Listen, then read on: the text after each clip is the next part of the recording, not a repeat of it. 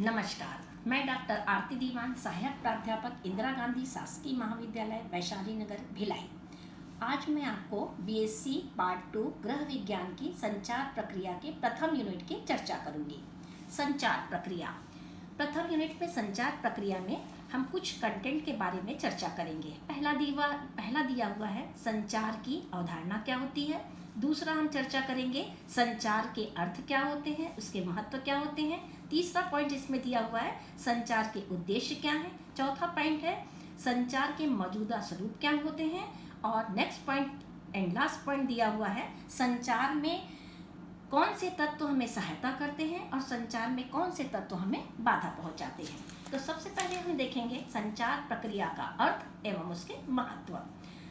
मनुष्य एक सामाजिक प्राणी है और संचार करना उसकी प्रकृति है। इसके बिना मानव विकास की कल्पना तक नहीं की जा सकती।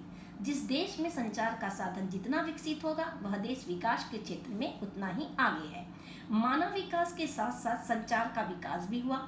आदिकाल में संचार के बहुत अधिक साधन नहीं थे, तब भी मानव अपने भावों को, विचारों को एक दूसरे के समक्ष व्यक्त करता था। इसके व्यक्त करने का तरीका अलग था। वे अपने भावभंगिमा के द्वारा, हाथों से इशारा करके, शारीरिक मुख मुद्रा द्वारा संचार संप्रेषण का कार्य करते थे तथा अपनी बातों को बताते थे और अपनी आवश्यकता की पूर्ति करते थे।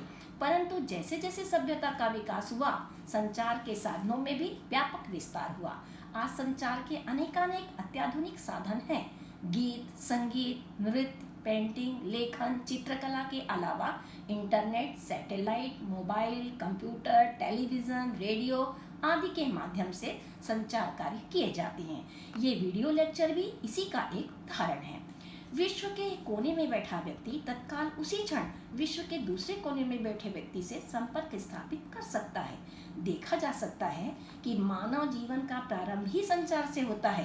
प्रातः सोकर उठने से रात्रि समय सोने तक हम समाचार पत्र, मोबाइल, इंटरनेट, दूध वाला, सब्जी वाला, दुकानदार, अपने घर में काम करने वाले नौकर, अपने कार्यस्थल में कार्य करने वाले अधिकारी, कर्मचारी और छात्र छात्राओं से हम संचार करते हैं।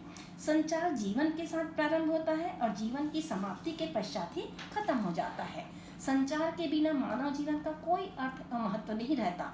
विभिन्न अध्ययनों से पता चलता है कि हम सभी दिन भर में कम से कम 13 से 14 घंटे तक मौखिक एवं अन्य संचार का कार्य करते हैं, अर्थात अपने विचारों को, भावों को, अनुभूतियों का आदान प्रदान करते हैं, अपनी आवश्यकता की पूर्ति करते हैं। अतः जिस प्रक्रिया के द्वारा हम एक दूसरे से अपने बातों, विचारों को अभिव्यक्त करते हैं वे संचार कहलाता है। अब हम देखेंगे संचार की परिभाषाएं। कम्युनिकेशन शब्द लैटिन भाषा के कम्युनिस से बना हुआ है, जिसका अर्थ है टू इम्पोर्ट, मेक कॉमन। मन के विचारों एवं भावों का आदान प्रदान करना अथवा विचारों को सर्वसामान्य बनाकर दूसरों के साथ बांटना ही संचार है। संचार शब्द अंग्रेजी भाषा के शब्द का हिंदी रूपांतरण है, जिसका अर्थ विकास कम्युनिक शब्द से हुआ है। अर्थात संचार एक ऐसी प्रक्रिया है जिसमें एक व्यक्ति दूसरे व्यक्ति के साथ पारस्परिकता के आधार पर इस प्रकार अपनी बातों, विचारों, तथ्यों, अनुभूतियों को बांटता है कि उसका सामान्य अर्थ निकल सके। संचार की कुछ परिभाषाएं दी हुई है। वैरन वीवर के अनुसार वे सभी विधियां जिससे एक व्यक्ति दूसरे व्यक्ति के मस्तिष्क को प्रभावित करता है। एसपी सुपे ने भी अपनी परिभाषा बताई है। संचार की परिभाषा, संचार वह प्रक्रिया है जिसमें संदेश स्रोत से प्राप्तकर्ता तक स्थानांतरित किया जाता है। जेपी लिंगन के अनुसार संचार वह प्रक्रिया है जिसमें दो या दो से अधिक लोग अपने विचारों, तथ्यों, अनुभूतियों, प्रभावों को इस प्रकार से बांटते हैं कि उनका सर्वमान्य अर्थ निकल सके। लूमिस एवं बेगले के अनुसार संचार वह प्रक्रिया है जिसमें सूचनाएं, निर्णय, निर्देशन और सामाजिक तंत्र से होकर इस तरह से गुजरते हैं जिससे ज्ञान, विचार तथा अभिव्यक्तियां बनती है और परिवर्तित होती है। इन परिभाषाओं के आधार पर कहा जा सकता है कि संचार एक उद्देश्यपूर्ण प्रक्रिया है जिसमें संचारक अपनी बातों, विचारों, समस्याओं, सूचनाओं को इस प्रकार से श्रोता को बताता है कि उसका वह सही अर्थ निकाल कर समझ सके। नेक्स्ट पॉइंट हम देखेंगे संचार का महत्व। प्रसार कार्य में संचार का अत्यधिक महत्व है। प्रसार कार्य में संचार के महत्व को कुछ बिंदुओं के द्वारा समझ सकते हैं। पहला इसका इम्पोर्टेंस है प्रसार कार्यक्रम के लक्ष्यों तथा उद्देश्यों का प्रसार करना। संचार के माध्यम से ही कार्यक्रमों के उद्देश्यों लक्ष्यों को लोगों तक पहुंचाया जाता है, चाहे वो टीवी चैनल के माध्यम से हो, अखबार के माध्यम से हो, इंटरनेट के माध्यम से हो या मोबाइल के माध्यम से। इसके अलावा व्यक्तिगत संपर्क, समूह संपर्क के द्वारा भी हम अपनी उद्देश्य को और लक्ष्य को प्रसारित कर सकते हैं। इतना ही नहीं, इन लक्ष्यों को कैसे प्राप्त किया जाए इसके संबंध में विभिन्न तरीके भी बताए गए हैं। समस्या, समाधान, सुझाव मांगे जाते हैं और इस प्रकार कार्यक्रम के उद्देश्यों तथा लक्ष्यों को प्रसारित करना कार्यक्रम का प्रमुख उद्देश्य है। संचार का दूसरा महत्व है लोगों के व्यवहार में परिवर्तन लाना। प्रसार कार्यकर्ता को अपनी बात को ठीक ढंग से संप्रेषित करना आना चाहिए। प्रसार कार्यकर्ता जिस बातों को लोगों को बताना चाहता है उसे लोग समझें, उसे कहे अनुसार कार्य करें तथा उनके व्यवहार में परिवर्तन आ पाएगा। तीसरा है नवाचार को अपनाने में। संचार नवाचार को अपनाने में महत्वपूर्ण भूमिका निभाता है। किसी भी समाज के विकास में नवाचार का विस्तारण संचार के माध्यम से ही होता है, या इसे इस तरह समझ सकते हैं जैसे गर्भवती माताओं को पौष्टिक और संतुलित आहार प्रदान करने हेतु नए तरीके बताना, फल सब्जी संरक्षण के नए तरीके बताना, स्वरोजगार को बढ़ावा देने हेतु इसके बढ़ावा देने के लिए प्रेरित किया जाता है। जब समाज का बड़ा भाग नवाचार को ग्रहण कर लेता है तभी सामाजिक और सांस्कृतिक परिवर्तन होते हैं। अतः कहा जा सकता है कि हमारी संचार प्रक्रिया जितनी प्रभावशाली होगी उतना ही अधिक लोगों में परिवर्तन की संभावना बढ़ेगा। संचार का अगला महत्व है ग्रामीण जीवन के विकास में। ग्रामीण जीवन के विकास में संचार का बहुत अधिक महत्व है।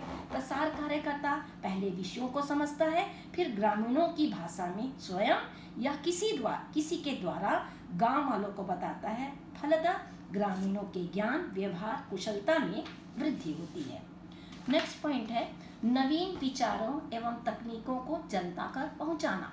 प्रसार कार्यकर्ता विशेषज्ञों से जो बातें ग्रहण करता है वह उसे सरलीकृत करके अपनी भाषा और संचार के विभिन्न साधनों का प्रयोग कर आम लोगों को प्रसारित करता है।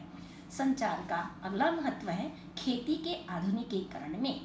भारत एक कृषि प्रधान देश है जहाँ अधिकांश स्थानों में परंपरागत कृषि होती है। अतः संचार के माध्यम से संचार के विभिन्न साधनों के द्वारा हम फसल के बारे में, बीज के बारे में, खाद्य उर्वरक, उनके औजार, उपकरण और कृषि की नई तकनीकों के बारे में जानकारी देते हैं।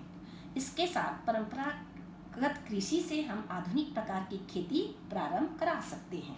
नेक्स्ट पॉइंट है प्रसार विधियों को प्रभावशाली ढंग से प्रयोग करने में। प्रसार विधियां संचार प्रक्रिया का एक अहम तत्व है। यदि प्रसार विधियों को सही ढंग से प्रयोग नहीं किया जाए तो उपयोगी जानकारी जनता तक नहीं पहुंच पाएगी। अतः आवश्यक है कि विषय वस्तु को जनता तक जानकारी पहुंचाने के लिए प्रभावशाली और रोचक ढंग से प्रस्तुत किया जाना चाहिए।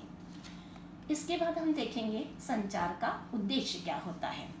सर्वप्रथम संचार का उद्देश्य है सूचना का प्रवाह। प्रसार में संचार का अत्यंत महत्व होता है। अतः प्रसारकर्ता को अपने उद्देश्यों तथा विषय की संपूर्ण जानकारी उस भाषा तक पहुंचाना चाहिए जो वह बेहतर ढंग से समझ सके। कठिन शब्दों के प्रयोग से बचना चाहिए। सही जानकारी सही व्यक्ति तक सही समय पर और सही माध्यम से पहुंचे, इसका प्रयास करना चाहिए। दूसरा संचार का उद्देश्य है लर्निंग मैनेजमेंट स्किल्स। संचार सूचना, विचारों, विश्वासों, धारणा, सलाह, राय, आदेश और निर्देश आदि दोनों के प्रवाह की सुविधा देता है। अतः इसके द्वारा प्रबंधकीय कौशल सीखा जा सकता है। संचार का तीसरा उद्देश्य है अच्छे मानवीय संबंध विकसित करना। संचार के माध्यम से एक दूसरे के साथ अपने विचारों को, धारणाओं को हम आदान प्रदान करते हैं। इससे उनके एक दूसरे को बेहतर ढंग से समझने में सहायता मिलती है और इससे ही अच्छे मानवीय संबंध विकसित होते हैं। संचार का चौथा उद्देश्य है प्रोत्साहित किए गए अधीनस्थों के विचार। संचार किसी भी कार्य पर कुछ अवसरों पर अपने कार्यकर्ता से विचारों को आमंत्रित करने और उसे प्रोत्साहित करने की सुविधा प्रदान करता है। इससे रचनात्मक सोच का विकास होता है। अब हम देखेंगे संचार का मौजूदा स्वरूप क्या है। Existing pattern of communication. संचार तभी होता है जब संचारक संप्रेषक किसी संवाद संदेश का चयन करता है, उसे उद्देश्यपूर्ण बनाता है, श्रोता के ज्ञान बुद्धि तथा समझ के अनुसार उसको समझने योग्य बनाता है। फिर वह उस संवाद को चयनित संचार माध्यम से प्रेषित करता है जिसे श्रोता ग्रहण करता है। तत्पश्चात ग्रहणकर्ता उस संवाद को अपनी समझ के अनुसार ढालकर उसे समझता है और तब वह अपने व्यवहार में परिवर्तन लाता है। जैसे चित्र के माध्यम से बता सकते हैं, कम्युनिकेशन, मैसेज, ट्रीटमेंट, ऑडियंस। दूसरा, अरस्तु मॉडल। अरस्तु ने संचार प्रक्रिया के पैटर्न को निम्न चित्र के द्वारा समझाया है। मुख्य रूप से इन्होंने तीन तत्व लिए हैं जो संचार के लिए आवश्यक है। जो व्यक्ति बोलता है वक्ता कहलाता है। वह जिस विषय पर बोलता है भाषण कहलाता है। भाषण एक विचार, तथ्य, अनुभूति, संवाद या सोच हो सकता है। जो व्यक्ति को भाषण सुनाता है वह ग्रहण करता है, उसे श्रोतागण कहते हैं। इसमें संचार प्रक्रिया आमने सामने होती है, जैसे चित्र में दिख रहा है, स्पीकर, स्पीच, ऑडियंस। तीसरा मॉडल बताया है शैनन वैरन वीवर मॉडल। इन्होंने इलेक्ट्रॉनिक संचार को समझाने का प्रयास किया है। इस मॉडल में वक्ता या संप्रेषक के स्थान पर स्रोत का प्रयोग किया गया है। जिसके पास संदेश का भंडार होता है उसे स्रोत कहते हैं। यहाँ भाषण के स्थान पर संकेत रहता है जिसका प्रेषण वह संकेतों अथवा शब्दों के माध्यम से करता है। प्रसारक से संकेतों को प्राप्तकर्ता तक भेजा जाता है। प्राप्तकर्ता संकेतों को प्राप्त कर उसके अनुरूप क्रिया करता है जिसे गंतव्य कहते हैं। जैसे चित्र के द्वारा दिखाया गया है, स्रोत, प्रसारक, संकेत, प्राप्तकर्ता, गंतव्य। लास्वेल मॉडल पैटर्न। इसमें कुछ 5 तत्व बताए हैं। इसमें पहला तत्व है कौन, दूसरा तत्व है क्या कह रहा है, तीसरा तत्व है किस माध्यम से कह रहा है, चौथा तत्व है किसे बता रहा है तथा पांचवा तत्व है कितने प्रभावशाली ढंग से बताया जा रहा है जिसका प्रभाव श्रोता प्राप्तकर्ता के मन पर पड़ता है। चित्र में इसको साफ दिखाया गया है, कौन क्या कह रहा है, किस माध्यम से, किसको कितना प्रभावशाली। इसी तरह बार्लो मॉडल भी बताया गया है। इसमें स्रोत, संकेतकर्ता, संदेश, संकेतवाचक एवं प्राप्तकर्ता, यानी संदेश स्रोत के माध्यम से भेजा जाता है।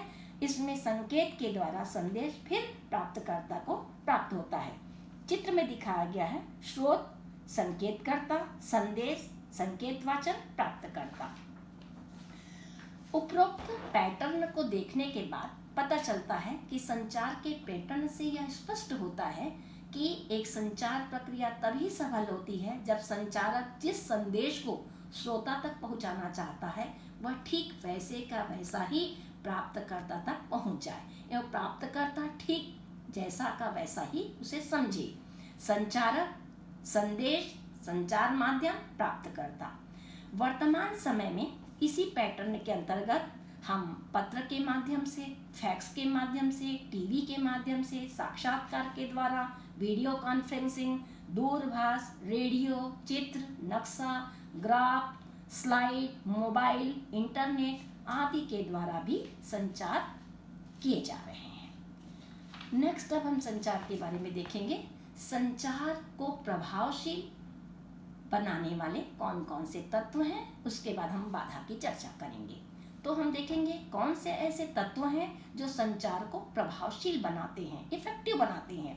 तो पहला पॉइंट इसमें है संचार का उद्देश्य स्पष्ट होना चाहिए। सेकंड पॉइंट है संचार की भाषा सरल हो और आसानी से इसे समझ में आने वाली हो।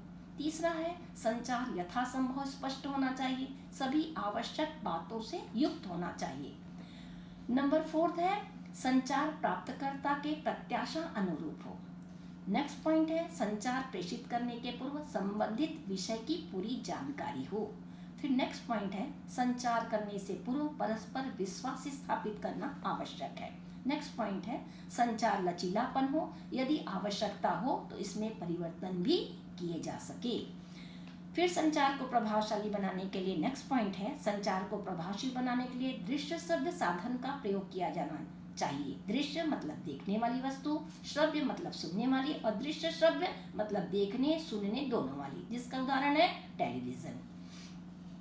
नेक्स्ट पॉइंट है संचार एक मार्गी संचार की अपेक्षा द्विमार्गी संचार हो। वन वे की अपेक्षा टू वे संचार श्रेष्ठ माने गए हैं। नेक्स्ट पॉइंट है संचार प्रेषित करते समय प्रयास करें कि सामाजिक और सांस्कृतिक विश्वासों पर किसी प्रकार कुठाराघात न हो। संचार हमेशा लाभप्रद होना चाहिए। नेक्स्ट एंड लास्ट पॉइंट है संचार बहुहितकारी हो, अर्थात बहुजन हिताय बहुजन सुखाय की भावना इसमें होनी चाहिए। अब हम देखेंगे संचार की बाधाएं। संचार में कौन कौन से ऐसे तत्व हैं जो संचार को बाधा पहुंचाते हैं या जिसके कारण हम संचार ठीक से नहीं कर पाते। तो संचार में कुछ प्रमुख बाधाएं हैं जिसके कारण हम संचार ठीक से नहीं कर पाते। इसमें पहला पॉइंट है व्यक्तिगत अवरोध। प्रमुख कारण है व्यक्तिगत अवरोध, जिसके कारण हम में डर है या व्यवहार हमारा ठीक से नहीं है या हमारे पास समयाभाव है, संचार पर अविश्वास है, शारीरिक भाषा हमारी ठीक नहीं है, हमारे व्यवहार ठीक नहीं है, तो भी संचार में बाधा हुई। दूसरा पॉइंट है संचार को बाधा करने वाले तत्व में दृश्य श्रव्य साधन का अभाव। यदि हमारे पास किसी विषय वस्तु को समझाने के लिए पर्याप्त दृश्य श्रव्य साधन नहीं है तो हम प्राप्तकर्ता तक ठीक से संदेश को नहीं पहुंचा पाते। फिर तीसरा पॉइंट है संचार करने वाला भ्रमित ना हो। यदि संचार करने वाला भ्रमित है तो भी प्राप्तकर्ता तक ठीक से संदेश नहीं पहुंच पाएगा।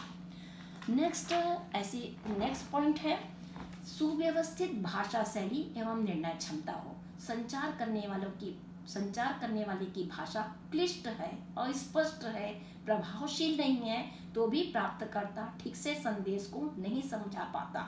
निर्णय क्षमता का ज्ञान न होना भी संचार को प्रभावित करता है। शोरगुल। संचार करने वाले स्थान पर यदि शोरगुल है, भीड़ है तो भी स्पष्ट संदेश प्राप्तकर्ता तक नहीं पहुंच पाते और हमारे संचार में बाधा उपस्थित होती है। भ्रमिक शिक्षक। यदि संचार करने वाला को विषय वस्तु का गहराई से ज्ञान न हो और विषय वस्तु पर उसे विश्वास न हो तो प्राप्तकर्ता तक वह सही संदेश नहीं पहुंचा सकता। आज के इस वीडियो लेक्चर के माध्यम से मैंने संचार के बारे में कुछ प्रमुख बातों की चर्चा की। आशा है ये लेक्चर आपके लिए लाभप्रद हो। Thank you.